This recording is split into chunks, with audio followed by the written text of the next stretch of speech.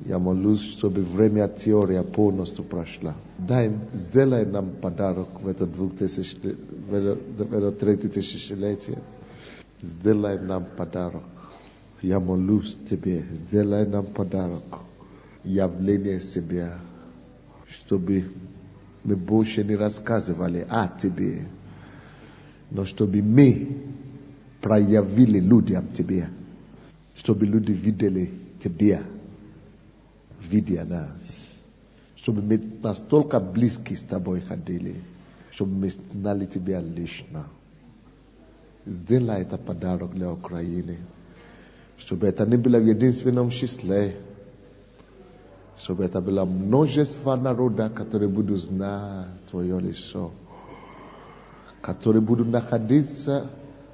научиться ходить с Тобою, держать Тебя за руки, рука об руку. Подними то поколение, подними такое поколение, подними такое поколение служителей. Благодарю, Иисус, что Ты услышал. Мы сделаем свою часть для того. Мы поделимся опытом, мы будем искать, мы будем жаждать Тебя, мы будем любить, мы будем ценить. Спасибо. Так не хочется прекратиться, друзья. Я не знаю, как прервать это. Не хочется уйти с этого присутствия, вы знаете. Не хочется уйти, не хочется оторваться. Не хочется прийти в другое измерение. Мы находимся на самом высоком измерении. Я не знаю, что вы переживаете, но я конкретно знаю, что я переживаю.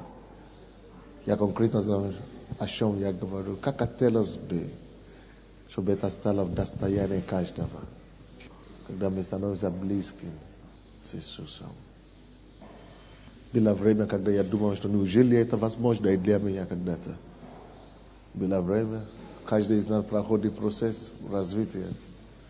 И теперь то, что меня волнует, это одно мысль. Получается ли у меня донести это до людей, или все тоже думают, как я? Но что же он переживает? Смогу ли я когда-нибудь это переживать? Когда-то я так думал. Теперь я думаю, что происходит в вашей душе сейчас? Смогли ли вы прикасаться к нему и ухватиться за него? Или это для вас все еще мираж и абстракция? Интересно. Но Господь, раз они приехали издалека, это моя просьба и молитва к Тебе, Отец. Сделай, чтобы это не было зря. Даже если сейчас кто-то не мог видеть Тебя, я прошу, чтобы при возвращении домой, чтобы их общение и хождение с Тобой изменилось. Дай, чтобы так было. Спасибо Тебе, Отец. Вы знаете, я уже не знаю, как дальше уже пойти. Я в другом настроении, в другом измерении, в другом ощущении. Хотелось просто исчезнуть себе в комнату куда-то. Пропасть, короче. И быть один. Забыть о расписании, забыть о конференции, забыть об обязательствах, забыть, что я ведущий. Просто исчезнуть и остаться только с ним. Как хотелось, чтобы это так было. А потом на второй урок появиться. Давайте так начнем. Может быть, у кого-то из вас есть что-то, которое вы бы хотели сказать? Какое-то ощущение, впечатление, свидетельство. Это послужит нам переходный момент, переходный этап. Подойдите, пожалуйста, если у вас что-то сказать. Поближе ко мне, чтобы мы вам дадим. Вы знаете, пастор говорит, молился за то, что это сошло на каждого из нас. Но я думаю, что это даже не от нас зависит, а от Бога. Это надо ощутить, написано в Библии, в сердце своем. Когда ты действительно все тебе становится посторонним, не думаешь ни о служении, ты не думаешь ни о детях, ни о жене. Когда ты соединяешься духом, когда просто убирается плоть, убираются твои мысли, когда лицом к лицу дух, и просто эта любовь, именно безмолвное поклонение, как написано в Библии, вы ощущаете только сердцем это. И когда вы выходите из этого состояния, тогда вам уже не надо думать, просить, куда-то, где-то искать, что вы делаете. Вы уже знаете, что вам делать. Просто конкретно знаете. Вы не знаете, вы не просите, как слышать голос Бога. Вы идете и делаете, вы идете и подчиняетесь. От того, с кем вы прибыли, вы уже приняли то, вы уже в полном руководстве Господа. Это даже я не знаю, как пастор мог бы это объяснить. Это тяжело объяснить словами. Это то, что вот сейчас в таком мы пребывали духовном поклонении Господу. Это производится Духом Божьим. И не тогда просто, что когда мы просто хотим, а когда Дух к нам сам прикасается. Как можно выразить то духовное, выразить плотскими словами, я даже не могу сказать. Вот это, наверное, Божье соприкосновение любви. И когда бывает, что плоть не выдерживает, и не только огонь, жара, это холод, сходит плоть, ты выходишь с этого состояния, тебе просто холодно, плоть не держит, часто плоть не держит такого помазания, такой любви. Да. Я из Донецка, приехала на пасторскую конференцию и взяла, вы знаете, я уезжала, вчера у меня билет на вчера был, и я уезжала, не обновленная, с каким, а вот на Осборна в субботу у нас была. И вчера я взяла на вчера билет и уезжала, хотела уехать домой. Уезжала так, знаете, без настроения, без всякого. И когда пришла на вокзал, к своему вагону, проводник посмотрел в билет, а у меня билет, оказывается, на сегодня. Так что Господь все управил. Я брала на второе, но он или закрыл глаза кассиру, что она мне дала на сегодня билет. И вы знаете, я счастлива, что я сегодня здесь, потому что здесь я получила сейчас обновление. И просто я благодарна Господу. Слава Богу за все. Да, это чудно, слава Богу. Я пастор из Черновцов, я хотел пару слов сказать. Вы знаете, я ездил на разные пасторские конференции, и где-то в 99-м, я как-то сюда боялся приехать, не знал почему. Не то, что боялся, как-то думаю, много разных проводится конференций, это может быть такая же обычная конференция пасторская. И в 99-м году я был в конференции в Днепре пасторская, и в моем сердце пришло желание приехать сюда. Я не знал служения пастора Сандея, не знал эту церковь, но это просто загорелось. Я сопротивлялся целый год, и потом я сдался и приехал 3 месяца назад на первую пасторскую конференцию. Вы знаете, после нее те вопросы, которые у меня были, они решились. Эта некоторая инертность, которая была в церкви, она просто ушла.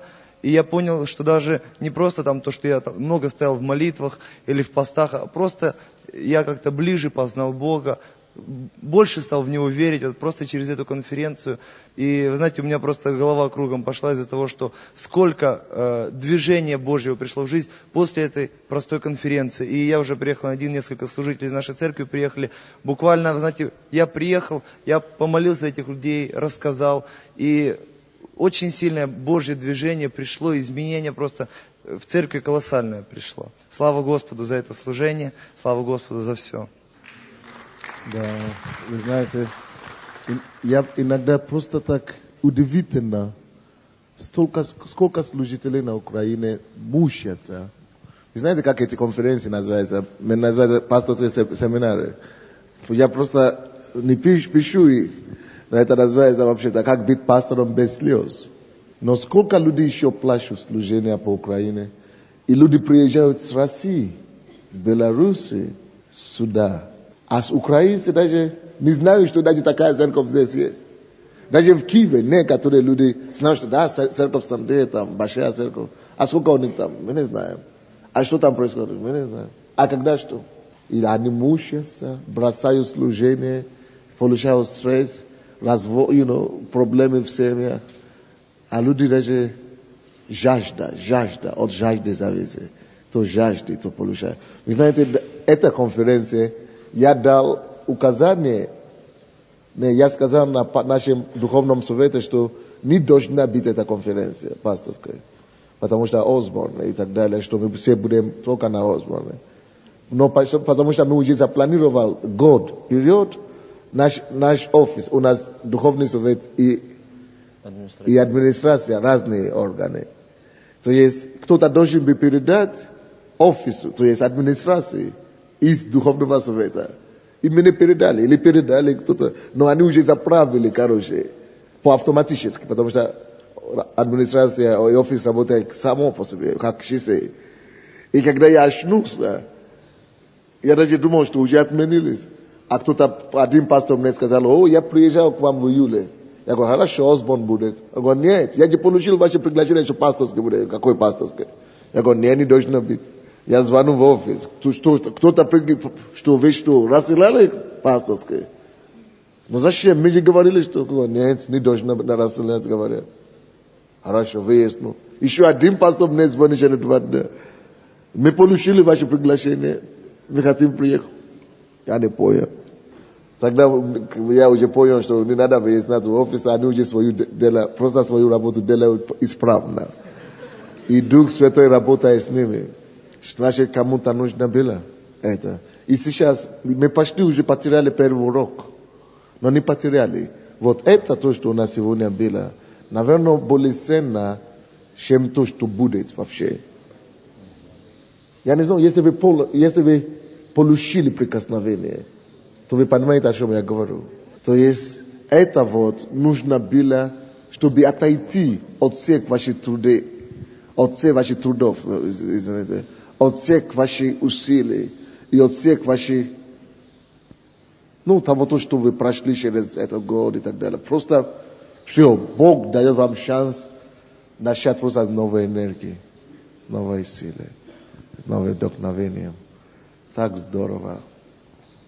Вот почему мне уже стало, если честно, неловко говорить это слово, что пастор без слез. Вы знаете, мне становится неловко от этого. Потому что это такая редкость. Люди смотрят на меня, как будто я хвастаюсь вообще-то. Люди думают, что это потому что у него. Поэтому я уже убрал это. Пасторский семинар. Но перед Богом, Бог мой свидетель, я являюсь пастором не то, что без слез, а вообще пасторство для меня как хобби. Это Бог мой свидетель. Как то же самое. Вот у меня больше бывает тяжело, чтобы собраться с женой и идти в ресторан, чем быть пастором. Вот, вместо того, что надо найти ресторан, звонить туда, надо пойти, раз в месяц надо с женой пойти в ресторан, кроме дома, да. И не то, что тяжело, приятно это, но это такая работа. Трудно тогда. Так трудно, да. А тут как рыба в воде. А тут пасторскую, даже не чувствую, я ощущаю, что я что-то делаю. Я абсолютно могу свидетельствовать, что я ничего не делаю, как пастор здесь. Абсолютно ничего не делаю. Я тут ни при чем. Я не ощущаю, да. То есть, что я кушаю. Когда вы кушаете, вам не бывает тяжело, вы радуетесь. Вот. То же самое, когда я пастор. Поэтому я говорил это слово пастор без слез. И это не сказка, и это не нарекание, и это не попытка унизить кого-то. Но мы можем дойти до такого места в Боге. Мы можем дойти до такого места в Боге. Мы можем дойти до такого места в Боге. Мы можем. Кто-то говорил, сейчас сколько сейчас у вас людей? Я говорю, 15 тысяч. Я говорю, Боже мой, только в Киеве, да. Значит, вы, наверное, заняты, некогда вам. Как это быть пастором 15 тысяч? Наверное, вы не успеваете ни на что, ни на жену, ни на семью. Я говорю, я больше сейчас свободен, чем я был в первый год церкви. И я понял потом, со временем, просто я начинал говорить с какими-то моими друзьями, американцами, а потом они мне говорят, ты знаешь, это дар, или, может быть, это не дар, но это благодать, который Бог дает. И что это не всегда так, что это особая благодать есть. И я понял одно, у меня был урок, у меня была школа, которую я здесь читал, семья величия. И я понял, что это мой товар, один из моих товаров. Вот то, что у меня есть, то есть что такое товар? Это то, что я могу предложить людям. Если это благодать, есть, можно поделиться этой благодатью людям. Это нужно передать это людям. Да, вы хотели сказать, что? Я хочу просто свидетельствовать, поблагодарить Господа за эту возможность приехать сюда. Он все удивительно сделал, меня предупредили. Я приехала из Донецка, и я лидер малой группы у нас в церкви, и есть люди, которые очень ждут, что я приеду. Новая жизнь, очень небольшая церковь, очень специфичная церковь, в том плане, что у нас 55 женщин и 5 мужчин. Вот, поэтому нам нужна очень большая помощь и поддержка Господа и мудрость, чтобы поднимать женщин на служение. У нас евангельская церковь, но я давно слышала о церкви Сандейла, потому что у меня есть брат и сестра, по вере, я не знаю, они должны быть здесь, но я еще их не видела. Они мне рассказывали об этой церкви, и мне Дух Святой внутри сказал, тебе нужно поехать туда. Но я никак не могла собраться, это было где-то, может, 7 месяцев назад, и когда я услышала от Эл Осборна, я читала его книги, его супруги, «Женщина без ограничений», и смотрела видеокассеты Московской конференции, конференция веры Эл Осборна. Я настолько загорелась, и действительно он говорит, служение Господу – это радость. Пастора, они, точно как сказал брат Сандейл, это прекрасно. И я хочу сказать, что я счастлива. И когда я ехала сюда, вы знаете, мне Дух Святой сказал, это будет настолько грандиозно. И я жду очень многого. Вы знаете, Эл Осборн еще я его не слушала, а уже многое началось, и я очень счастлива, что я здесь получаю огромную порцию благодати. Слава Господу, я верю, это грандиозно будет. И для Украины, и для каждого, кто здесь присутствует. Слава Иисусу! Аллилуйя! Слава Богу! Я сегодня утром увидел эту конференцию в духе, в свете слова филиппийцам. Когда я прочитал, на меня сошел дух, и я увидел видение. И Филиппийцам 2:2.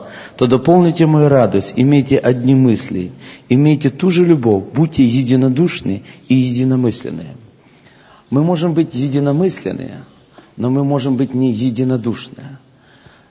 Я могу мыслить так же, и вы можете мыслить так же, но я не знаю, о чем вы мыслите, и вы не знаете, о чем я мыслю. Мы будем чужими людьми.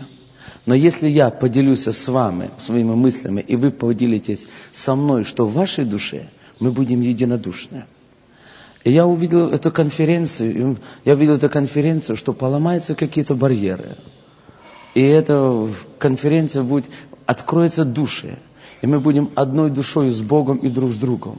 Это хочет Бог, это суть одно тело, глава и члены. Мы все члены, но мы открыты так, чтобы кровь Господня и Дух Божий текли от главы и между нами. И это было суть единого. Мы ходим едины, но мы ходим в Боге, мы единодушны.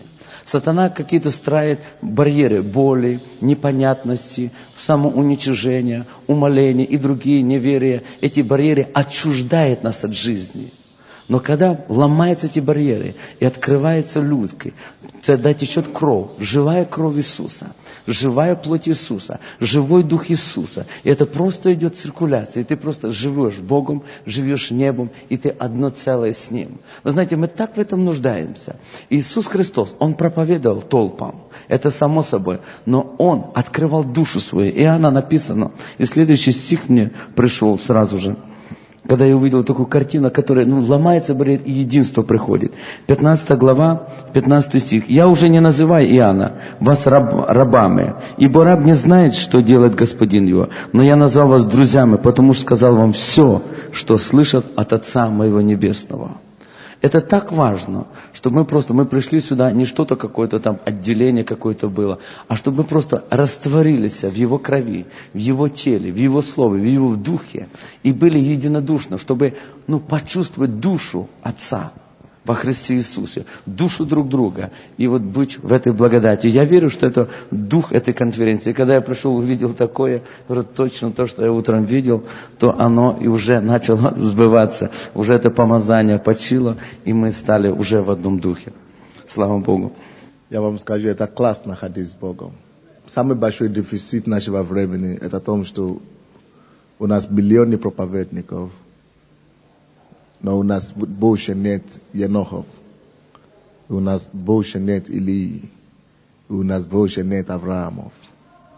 Это самая большая трагедия нашего времени. Было время, когда я стал перед Богом. Я говорю, все, что угодно я буду делать. Я буду искать, я закроюсь в комнате, я не выйду наружу. Я весь мне, я должен тебе знать, или не стоит быть твоим проповедником. Зачем мне рассказывать о нем, то, что я загадочно где-то слышал, где-то считал, что я сам не пойму, еле-еле. Кто-то говорит, кто-то сказал, кто-то умственный Бог. Но Бог не ум. Бог не просто ум.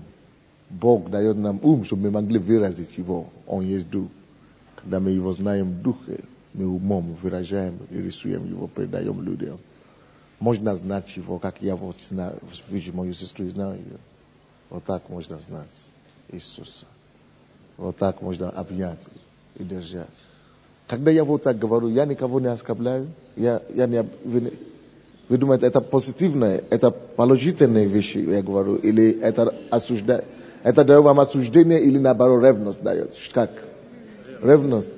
Потому что я не хочу, чтобы казалось кому-то, что он упрекает нас или он бьет нас. Не, я хочу наоборот жать у вас. Да, так получается, да? Не, потому что вы удивитесь, какие реакции бывают. Разные реакции. Вы удивитесь, какие люди, что люди могут говорить. Вы удивитесь, что люди говорят обо мне. Поэтому мне нужно понять. Вы понимаете, доношу мои мысли правильно или нет. Вы же из Киева, вы же из Украины, вы же слышите, что люди говорят.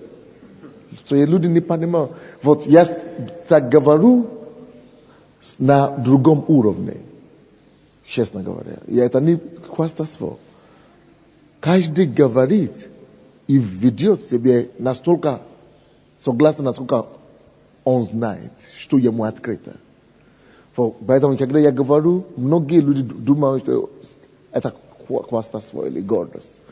Потому что я говорю другими терминологиями, другим хождением, по моим реальности. Это моя реальность. И поэтому вы поймите меня, когда я буду что-то говорить, это потому что для меня это норма. Я считаю, что это должна быть обиденная вещь. Вот в своей церкви я учить вот так не извиняюсь. Но я вижу, что здесь сидят помазанники, и я должен быть шутким, чтобы вы меня правильно поняли. Аминь. Когда я просил у Бога, о чем Он бы хотел, чтобы мы говорили на эти дни с вами, так я хочу говорить об эффективное лидерство, руководство. Эффективное руководство в церкви. Кто здесь лидер церкви? Или лидер группы какие-то, или видит себя будущим лидером. Вы хотите быть лидером. Это может быть бизнес или в церкви или что-то. Лидер, вы видите себя лидер. Но лидер или руководство, глава какой-то церкви или группы или что. Поднимите руку. Я должен вас видеть. Вы глава какой-то, вы стоите во главе чего-то. Эффективное руководство.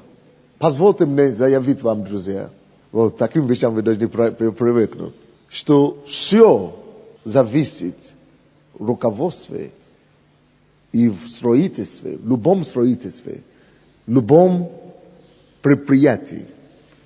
То есть, любое предприятие, все зависит в любом предприятии, в любом строительстве, в любом мероприятии и церкви, или группе, или бизнесе. Все. Любое предприятие зависит от руководства его. Важно, чтобы вы это записали. Когда я говорю, что все зависит от руководства, я имею в виду, что и падение, и рост, и падение любого дела, любого предприятия, любой церкви зависит от его руководства. Все то, что получается или не получается в вашей церкви, зависит не от вашей церкви, не от ваших членов. Все зависит от вас, как лидер, как руководство, как глава. Все, что у вас получается или не получается, это вы виноваты, как лидер, как глава. Если у вас есть рост, это благодаря руководству. Если нет роста, это то же самое. Я бы так сказал. Все растет или падает на руководстве. Все растет или падает на руководстве. Конечно, когда я говорю о руководстве, я имею в виду прежде всего первый Элиса. Если это истина, то это должно дать нам понять, это должно подсказать нам, насколько или сколько ответственности на нас, как лидеры. Очень часто многие люди любят говорить, не это потому что я в Москве, потому что Москва вот, тяжелый город, значит. Москва тут ни при чем. Нет, это потому что вот я не в Киеве живу. В Киеве все легко, значит. Или не в Америке живу. В Америке, значит, все легко. Вот если бы я был американцем, у них же все там деньги есть. Не от этого зависит. Нет. Там, где вы находитесь, все может получаться. Вы можете иметь большее развитие или меньшее развитие. Все это зависит от вас, как личность, как лидер, как руководство. Все либо падает, либо растет, либо падает на основе. Или как я сказал? Не на основе я сказал. На основе, да? Руководство. На руководство, да. На руководство. Но самое главное, то, что я хочу сказать сегодня, когда мы говорим об эффективном руководстве, то важно, чтобы мы поняли две вещи. Первое, мы должны понять, что такое руководство. Руководство – это лидеры, или глава. Скажем, лидер, руководитель, глава, руководители. Когда мы говорим о руководителе и эффективное руководство, мы говорим о руководителях. Когда мы говорим о руководителях, это то, что вы должны понять. Во-первых, мы имеем в виду человека, который стоит во главе, и во-вторых, то есть мы говорим о его эффективности. Человек, который стоит в главе, и его окружение, и другие руководства, так, команда. А потом, когда мы говорим о эффективном руководстве, второе, то, что вы должны знать, это те руководители, лидеры, которые находятся пока в потенциале. Это второе, то, что вы должны понять. То есть лидеры, которые уже есть, руководство, это делится на две части. Видимое руководство и невидимое руководство. Иначе говоря. Вы понимаете, что я говорю? Те, которые мы видим, те, кого мы видим, мы можем говорить, что это уже лидер. Допустим, в нашей церкви сегодня, можно сказать, у нас есть 1000 или 1200 лидеров. Это люди, которые имеют домашние группы и так далее. Это те, которые мы уже видим. Но кроме этого, еще есть лидеры и руководство в нашей церкви, которые никто еще не обнаружил, никто еще не раскрыл их. Невидимые, но они есть лидеры. Давайте я буду вас дальше шокировать. Я хочу шокировать вам и сказать вам следующее. Что, в принципе, вся ваша церковь наполнена лидерами.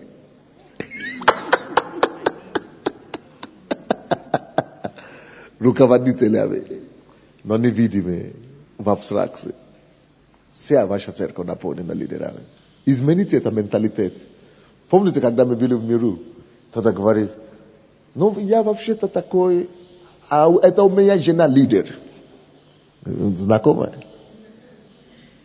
У меня такой муж, он вообще-то по натуре лидер. А мы, значит, кто? Последователи, нет? Да. Так получается в жизни вообще-то. Все человечество разделены либо на лидеры, либо на последователи. Но потенциально каждый человек является лидером. Я могу это вам доказать в Библии. Каждый человек является потенциально руководителем. Я это докажу вам по Библии, а потом докажу вам это по жизни. Окей?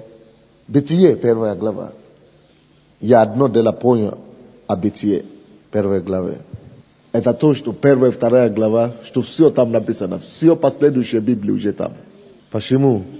Потому что если вы возьмете любую книгу, я учился на журналиста вообще-то, как писать статьи, и нам говорили, любая книга, содержание всей книги находится первая страница, или первые 2 абзаца, или последние 2 абзаца. Вы найдете их там. Особенно в Божьей книге. Потому что написано, что в начале было. Все там есть. Первые две главы, все там есть. Еще есть два свидетельства, почему первые две главы Библии, все там есть. И они самые ценные для нас сегодня. Знаете почему? Потому что все остальное, что было после начиная с 3 главы Бытия до конца, особенно Ветхого Завета, аж до конца Библии, все всего лишь исправление ошибки. Вы поняли, нет? Потому что в 3 главе человек упал. Даже то, что Иисус уже пришел, умер и так далее, это что? Спасение, исправление ошибки, исцеление, восстановление, искупление, восстановление, все. Все то, что было совершенно и неизменно, и даже Иисус не трогал. Это 1 и 2 главы. Даже к этому Иисус не имеет отношения. Даже в его искуплении. Все остальное – восстановление, исправление ошибок. Даже все то, что Иисус делал в Новом Завете, это всего лишь подвиг, чтобы возвращать нас. 1 и 2 главы. Иисус сделал все для искупления, чтобы нас вернуть в Эдем. Все. Так что все там есть. Поэтому если это так, Бытие 1 глава 26 стих читай нам. «И сказал Бог, сотворим человека по образу нашему и по подобию нашему, и да владычествуют они над рыбами морскими, и над птицами небесными, и над скотом, и над всей землею, и над всеми гадами, пресмыкающимися по земле. И сотворил Бог человека по образу своему». Я сказал 26. Можно читать дальше, но это понятно. Здесь написано такие слова. Бог открывает нам его намерение. Он решил создать человека. Что Бог решил делать? И дает нам подсказку о его творении, о человеке. Он говорил, он сотворил человека, мужчину и женщину. Так, это в 27 стихе. Но в 26 стихе написано, он сотворил человека по подобию Бога. По подобию Бога. По образу Бога. Что значит по образу? По образу это по содержанию. Бог есть дух, человек есть дух. По подобию, что значит по подобию? По подобию это по проявлению, по действиям, по положению создал. Бог есть Господь, господствующий во всем. Бог есть Бог, владычествующий над вселенной. И Он создал нас всех. Он создал человека по подобию, значит господствующий, способный господствовать, способный руководить, управлять. Вот почему Он и дальше идет. В этом 26 стихе и разъясняется по подобию нашему и две точки. Ну, как называется? Две точки, не две точки. Точка, запятая, вот. Точка, запятая. Что такое точка, запятая? Ну, смысл незаконченная. Разъяснение следует. Что следует? И да владычествуют. Да владычествуют, это мужчина и женщина. Это к кому относится? Только к пастору или к человеку? Конечно, любому человеку. Нет. Да владычествует, это только к мужчинам относится. Нет? Да или нет? Конечно, к человеку относится. Мужчина и женщина. Потому что мужчина это еще не есть человек. Женщина это еще не есть человек. Человек, которого Бог создал, это совокупность. И мужчины, и женщины. Вот почему он говорит, что я создал, он говорит, сотворим человека по образу нашему. И на них, на человека использует они. Да владычествуют. Потому что в них он видит, в человеке он видит и мужчину, и женщину одновременно. Вот почему в 27 стихе уже говорит нам, что он создал человека, мужчину и женщину в одном целом. Поэтому Бог не создал мужчина, когда он создал Адама. Бытие 2:7, кого там Бог создал? Кого Бог создал в Бытие 2:7? Кого он создал? Адама или Еву? Кто-то говорит Адама, это неправильно. Бог не создал Адама. Бог создал Адама, вернее, но Бог не создал мужчину. Здесь написано, и создал Господь Бог человека из праха земли. Он не создал мужчину, он создал человека. Но человека, которого он создал, это был Адам. Но понятие Адам, тут это обозначает человек. Слово Адам значит человек. Вот слово Адам, просто чтобы не было повтор. Поэтому использую Адам. Вот слово, то есть человек, Бог создал человека, не мужчину. Поэтому, когда мы видели Адама, что это человек, до того, как женщина была создана, это был не Адам, как мужчина. Это был человек, который обозначает их, мужчину и женщину, был человек. Вот почему, когда нужно было сотворить женщину, Бог не образовал из праха земли опять. Он просто вытащил из этого человека второй личность. Там было двое. Поэтому он не создал женщину с нуля. Но он уже был там в человеке. Поэтому, когда мы сегодня стараемся говорить или думать, или даже допустить мысли о том, что женщина не может быть пастором, мы не знаем, не то, что мы не знаем Бога. Мы вообще, как вам, чтобы не оскорбить никого. Абсолютно, мы просто религию, короче, приняли и бомбили, дальше, все. Hello, поймите, что то, что Иисус делал, Он искупил нас. Все вновь и конституирует Павла. Он говорит, молчал. Вы не поняли ничего, вы в суд Божий. Вся суть Евангелия только в этом заключается. Чтобы искупить человека, мужчину и женщину, и вернуть их в изначальное положение. А изначальное положение они были человек. Как Бог создал, чтобы видеть человека, и мужчину и женщину, того изначального понимания, как Он вообще-то их создал, изначально человека. Для него нет мужчины, нет женщины. Вот то, что Иисус сделал. Вы скажете, как тогда объяснится то, что говорит, что женщины пускай мужчин? Потому что он говорит, как у вас в законе написано. Вы забыли, что там тоже это написано, видите? Как закон. Потому что все было в исправлении. Даже закон Моисея, это попытка исправляться. Тем более закон Рима. Но он же искупил. То же самое Павел, он знает, о чем он говорит. Поэтому Галатам он уже пишет, ибо во Христе Иисусе, что нету ни мужчины, ни...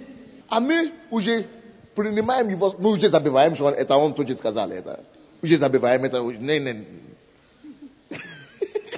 И то, что мы не поняли из того, что он сказал, мы это беремся интерпретировать.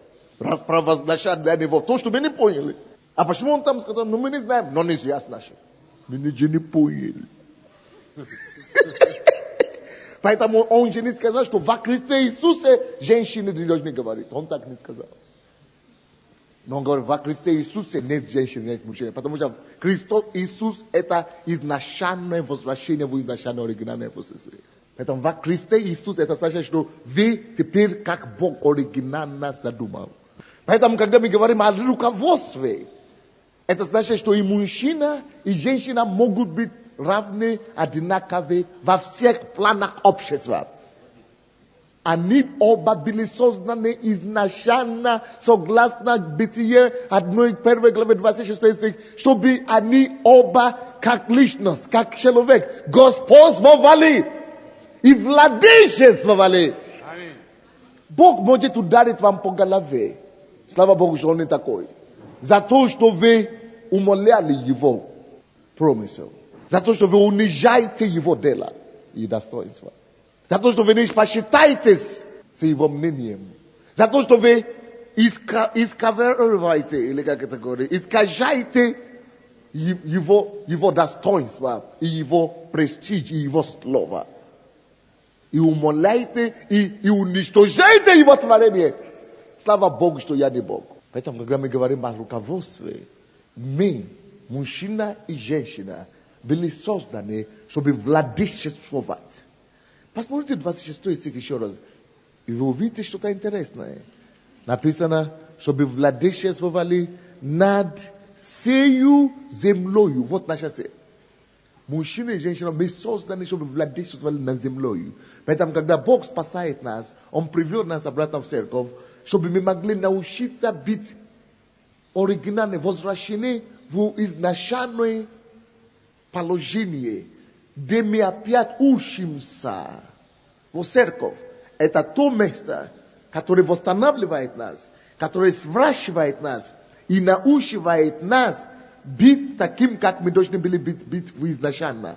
Люди, которые созданы, чтобы владычествовать и господствовать и управлять землей. Вот что церковь дает. Вот почему я учу и проповедую о том, что вы не должны быть просто зрителем успеха чужого. Вы должны двигаться к успеху. Бог хочет, чтобы вас поставить, каждого из нас, чтобы вы знали ваше призвание, чтобы вы знали, где, в какой области Бог желает, чтобы вы господствовали над землей. Для этого вы сотворены. Это ваше изначальное цель творения. Чтобы доминировать, господствовали и владычествовать. Владычествовать над всеми землями и так далее.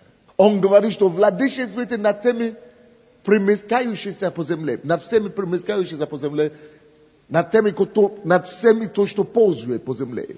Слушайте, смотрите на меня сейчас. Бог не сказал или никогда не думал, чтобы мы стали ползающими по земле. Мы должны господствовать над всеми, кто ползает.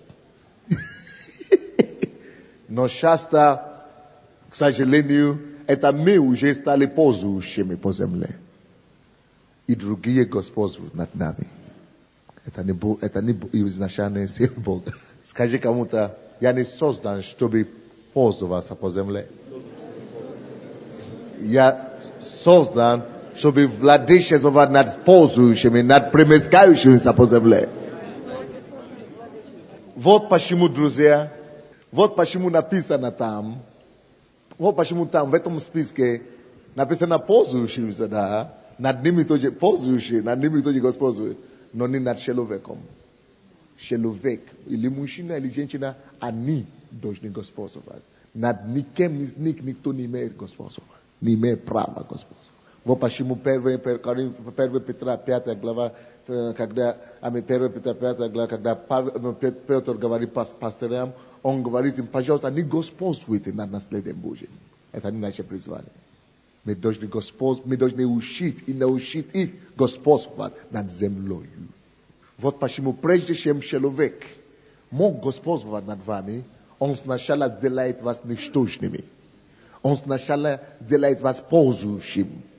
Когда он ставит вас на колени и на все четыре, тогда только он успешно господствует над вами. В общем дело. Потому что только можно господствовать над примескающими, над ползающим. Но мы есть люди искупленные. Мы уже стали на ноги, чтобы господствовать не над друг другом, но чтобы поднимать других людей в достоинство. И чтобы мы вместе хозяйствовали над землей, освобождать людей от узы грехов, освобождать людей от рабства беззакония, сделать их свободными и сказать, поднимись, иди в бизнес, господствуй там, подними голову, иди в пасторство, господствуй там, возьми страну и континенты для Господа, подними твою голову, иди в школу, господствуй там, в учебе, в науке, в бизнесе, чем угодно, мы здесь хозяева. Не чтобы просто где-то имели какие-то кусочки хлеба. Нет, иметь изобилие, чтобы обеспечивать другим. Вот наша цель. Господствовать. Поэтому, когда мы говорим о руководстве, я говорю, что все падает. Все стоит или падает на лидерстве. Все растет, церковь растет или уменьшается на лидерстве. Бизнес, предприятие любое, оно растет, умножается или уменьшается и разрушается только по одной причине. Какое там руководство? На руководстве. Если вы, я говорю, что есть два вида руководства. Первое, видимое руководство, то, что мы уже видим. Второй вид руководства, это то, что мы еще не видим, но которое есть среди нас. Если вы начнете понять и видеть Библию, как Бог видит, слушайте меня сюда внимательно. Это наша большая проблема. Самая большая, мы не ходим с Богом. мы не видим, как он видит. Скажите мне, пожалуйста, представьте себе, что вы на месте Бога, и что вы знаете Его мысли. Согласно это бытие, согласно этому бытию, которое мы читали, какой мысли Бога о человеке? Представьте, что вы Бог, что вы думаете, какие Его мысли? Представляете, да? Равные, возвышенные, достойные, господствующие и доминирующие. Правда ли? Не правда ли? Посмотрите Библию. Библия это его мнение или нет? Мы слишком с вами набрали слишком много мусора. Вот наша проблема. Поэтому мы уже не способны видеть, как он видит.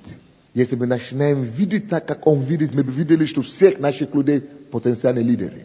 Мы бы видели, что всех наших людей, что нельзя нам никого выписывать или вычеркнуть.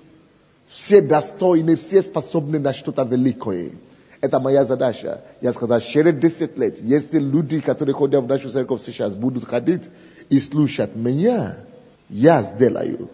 Кто-то говорит, Бог сделает. Я говорю, нет, я. Бог не сделает, не сделает. Потому что если бы он отец сделал, он бы сам уже сделал давно. Он дал нам слово. Чтобы словом соделал вас великими.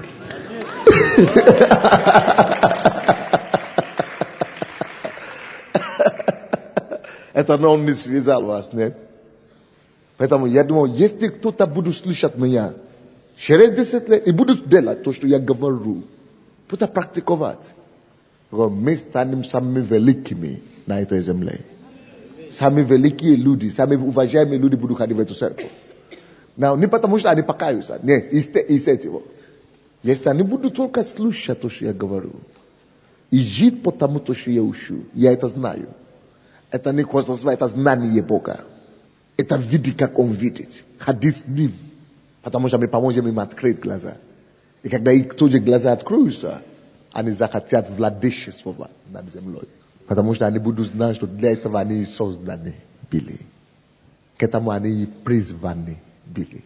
Они, которые из них пользуются, потому что они довольны тем, что они уборщики и уборщицы, чтобы получить квартиру.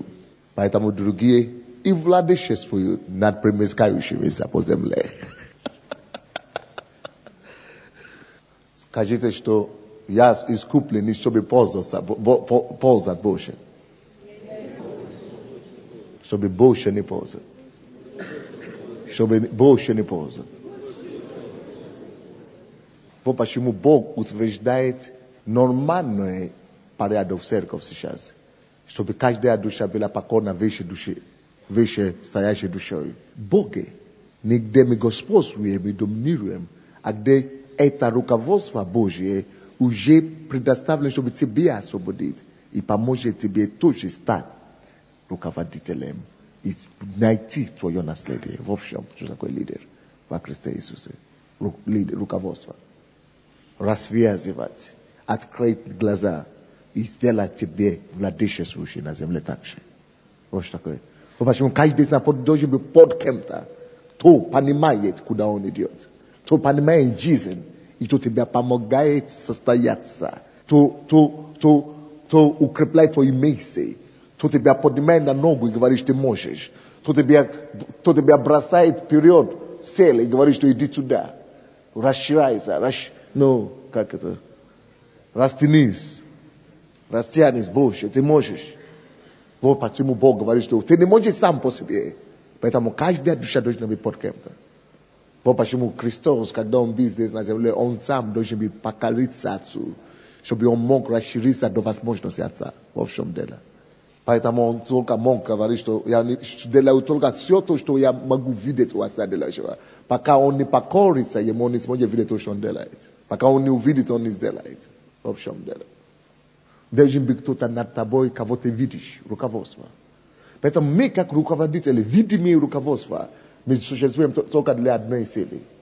Напишите, чтобы вывести, вытянуть из невидимого, из небытия скрытое руководство.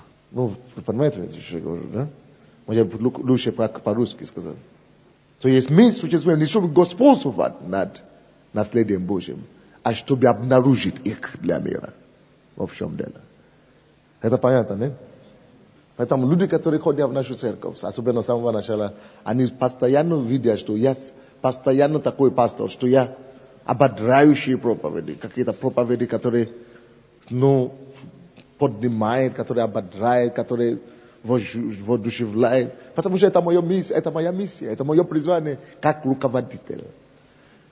Я не призван, чтобы забивать кого-то и поставить его на колени и сделать его ползающим. Нет. Это дьявольское призвание. Он это делает хорошо. Лучше меня. Я не справлюсь с такой задачей. У меня другая задание от него. Помочь обнаружить их способности владычествовать над землей. Вот поэтому у нас в нашей церкви каждый раз открываются новые служения. И если не открываются, это потому что я еще не придумал для них. Это не потому что кто-то придумает, и мы не даем шанс. Нет, мы даем всем шанс. Поэтому во всей церкви Украины в основном есть 5 служений или 3. Группа порядка, группа прославления, и все, ошеры, и все. Еще может 30 какой-то можно найти. Это молитвенное, это где-то есть, где-то нет. Мы все молятся. А здесь у нас 40, видите, все разные. Здесь 70, да? Вот. 70 служений в нашей церкви. Почему? Мы обнаруживаем. Говорит, Господь свой. Это не потеря для меня. Я говорю, иди начинай там церковь. Иди туда, начни церковь. В Киеве я тебе дам 200 человек, 100 человек. Начни там, стань человеком. Ты можешь. В общем дело. Это есть истинная цель руководства. Истинная цель руководства. Это я доказал вам по Библии. Что все могут быть руководители. Все созданы быть вообще-то. Все созданы быть. Потому что он говорит, чтобы он создали мужчину и женщину. Человека создал по образу своему и по подобию. Точка запятая. Чтобы они владычествовали. Это заложено в нас. Потенциал это в нас. Точно таким же образом, как я могу, мне не надо будет пророчество, чтобы сказать, вот этот мальчик, сколько тебе лет? 14. 14-летний парень. Мне не надо пророчество, что он будет мужчиной. И что в нем есть семья детей. Не надо в этом пророчество, что он будет отцом когда-то. Все уже заложено в нем. Вот таким же образом у всех верующих, потому что мы искуплены, заложено способно быть лидером и руководителем. А вы скажете, они есть такие забиты. Да, потому что дьявол долгое время поставили их на колени. Они ползают. И наше дело помочь им понять, что ты не животное, ты человек. Не над тобой нужно господствовать, а ты должен господствовать над миром. Вот наша цель как церковь. Ты не будешь здесь со мной?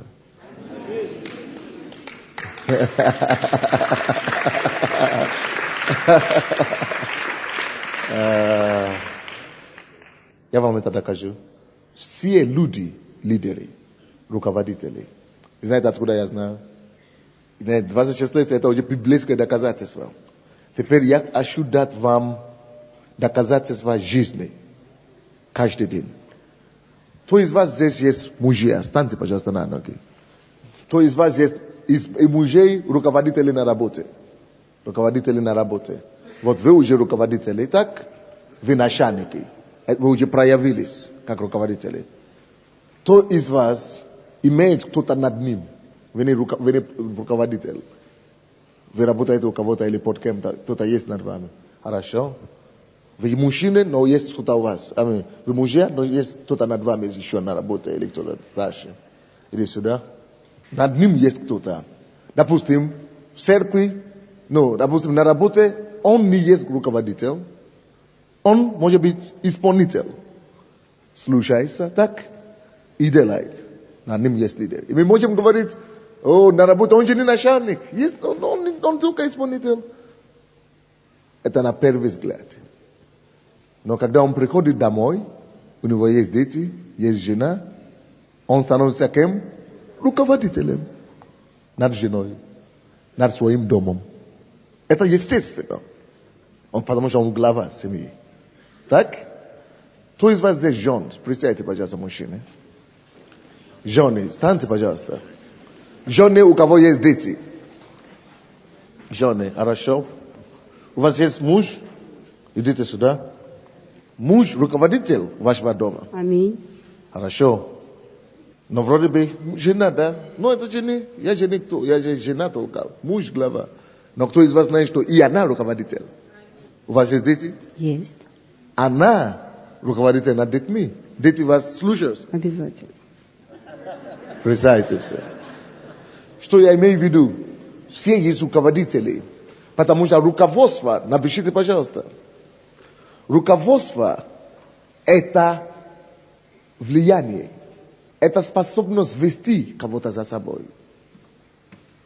Это способность влиять на кого-то, чтобы они поступали так, как ты хочешь. Это вдохновлять других людей действовать. Конечно, это другое дело, что эти влияния могут быть либо отрицательные, либо положительные. Но послушайте меня, пожалуйста. Даже дети, которые у нее есть. Сколько у вас детей? 5.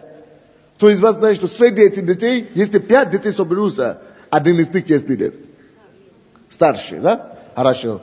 Даже но если мы имеем детей 5, самый маленький 6 лет, или 7 лет, или 8 лет, остальные старшие, вроде бы маленькая какая. Теперь послушайте. Но даже эта маленькая 6-7 лет, она идет в школу. Поставьте ее в окружении еще 5 детей. И вы увидите, она там будет лидером. Хорошо, может быть, среди 5 она не лидер.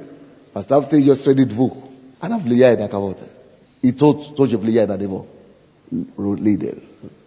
Хорошо, вы скажете, но я же никто и так далее. Я всего лишь уборщица.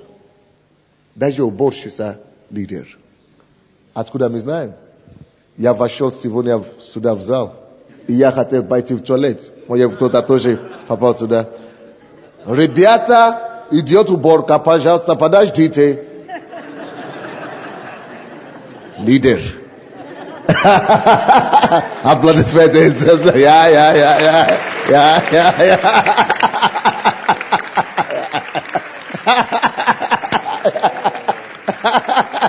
Это правда? Вы думаете, это правда? Ну, то есть это истина, что каждый человек лидер теперь? И я говорю, извините, пожалуйста. Я только минутку говорю, это вы? Пожалуйста. Я остановился, потому что она меня остановила.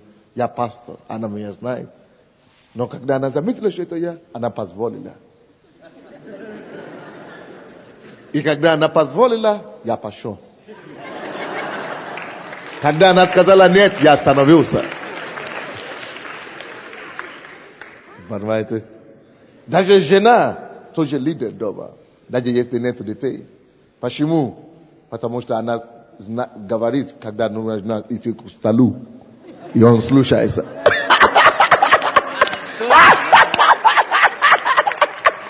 Порядке.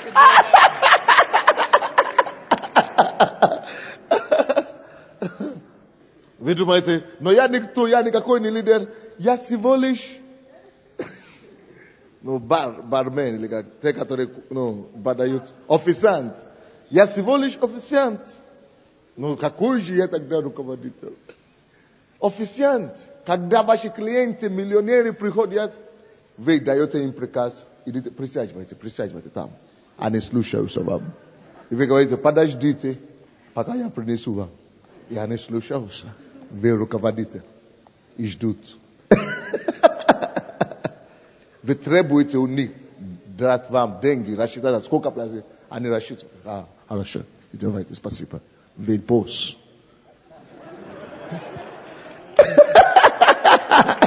Да, можно хлопать.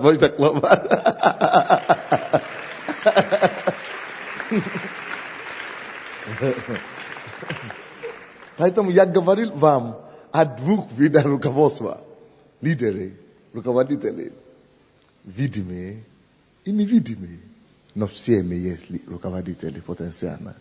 То же самое у вас в церкви. Все ваши прихожане руководители. Превратите их, помогите им обнаружиться.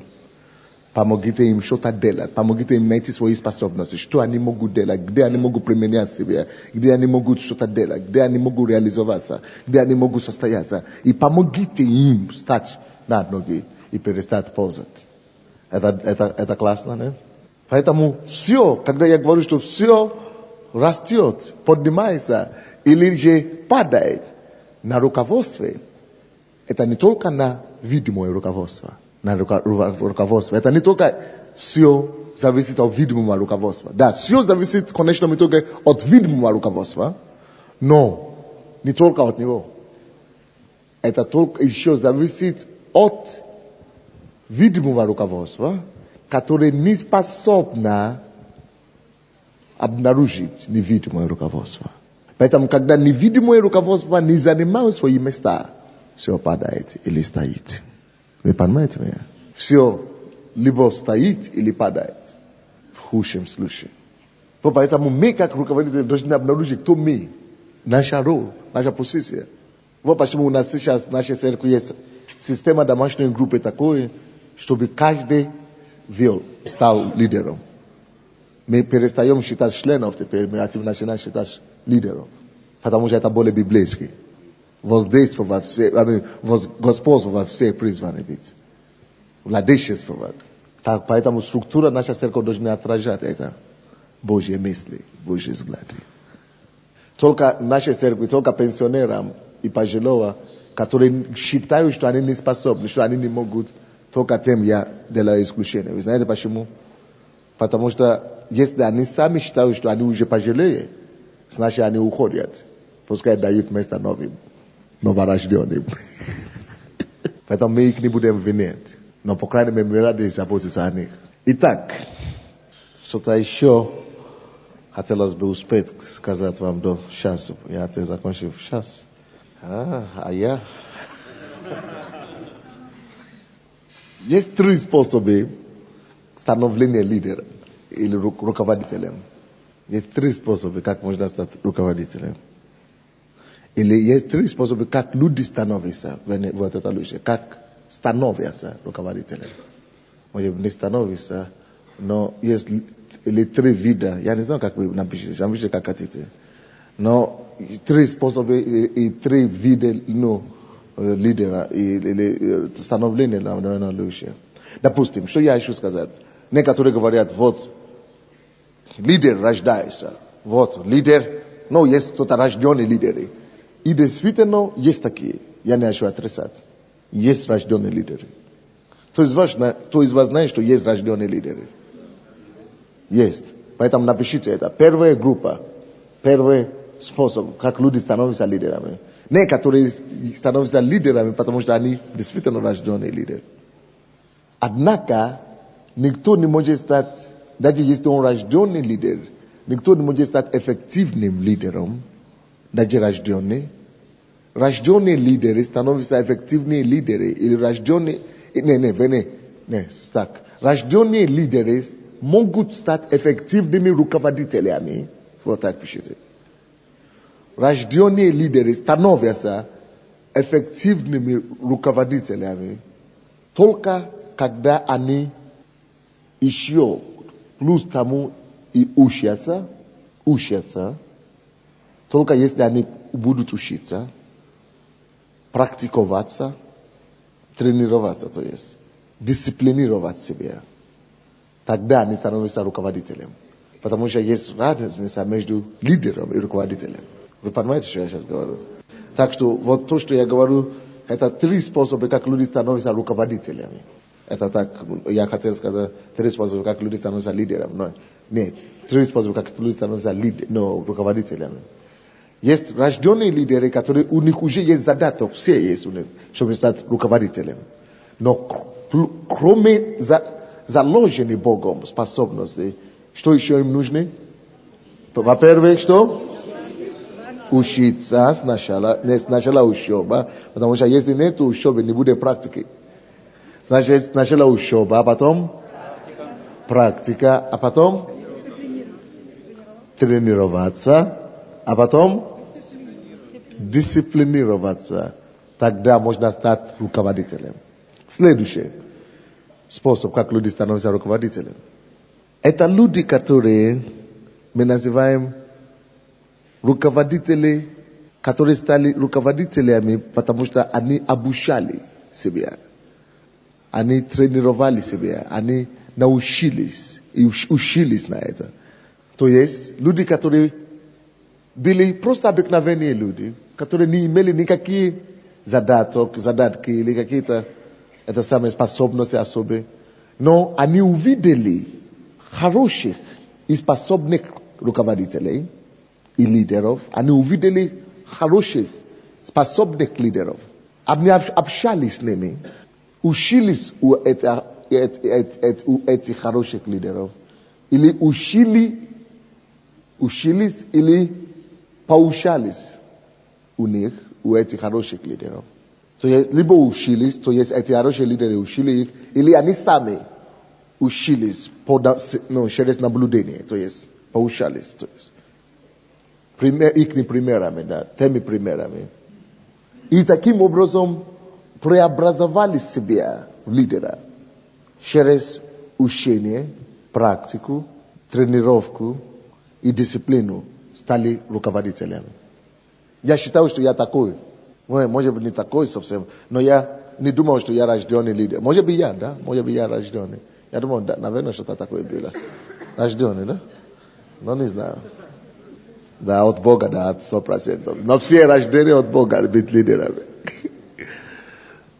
Но, допустим, те, которые в нашей церкви, все могут быть под этой второй категории. Потому что я лидер. Я уже не стесняюсь это говорить. И я руководитель. И если кто-то имеет уши слушающие и око видящие, каждый в нашей церкви может быть хорошим и отличным пастором, служителем и руководителем вообще. Бизнес везде. Потому что я с ними рядом всегда. Можно наблюдать просто за мной и учиться и стать вот таким лидером, о котором мы говорим. Второй категории. Третий способ, как люди становятся лидерами. Ну, как люди становятся не лидерами, а, как мы сказали, руководителями. Есть эта третья категория руководителей, это те руководители, которые мы называем пассивные, меланхоличные люди. То есть люди, которые не только обыкновенные люди, но они такие, пассивные, инертные, меланхоличные, абсолютно такие, без инициатив. Есть такие категории людей, вы же знаете, есть такие категории людей, да? Мы очень инертные, Как? Флегматичные, да, флегматичные, которые, которые также приняли решение учиться и обучать себе. Через хороших примеров, они учатся у хороших лидеров, у хороших руководителей, они приучают себе способности и свойства, качества хорошего руководителя, приобретают их и через упражнение научают себя быть таковыми. Через упражнение, учебу, дисциплину и тренировку стали также хорошими руководителями. Итак, кто в какой категории относится? Кто в первой категории? Рожденный лидер. Не стесняйтесь, вы знаете, будьте естественными. Рожденный лидер. Так, очень хорошо. Кто в второй категории? Очень хорошо. Кто в третьей категории? Или будущее видит себя, что будущее я буду в третьей. Я буду. Третий это руководитель, то есть кто состоялся. Но вот так, через такой процесс. Да, не верится. Да, слава Богу. Это вам интересно или нет, то, что мы сейчас прошли? Но это не только, чтобы обнаружить себе, я это говорил вам.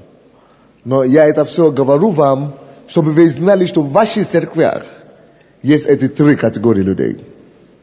Те, которые уже есть рожденные лидеры, Другие, которые думают, что нет, я никакой не хочу быть лидером, я просто нормальный человек. Вы должны знать, как с ними работать, чтобы сделать их таковыми. И третья категория, люди, которые говорят, вообще ничего не хочу, все. Вообще ничего не хочу. Вам тоже надо знать, как с ними работать и превратить их в таких руководителями, лидерами. Но всех можно сделать такими. Вспомните Бытие 1:26.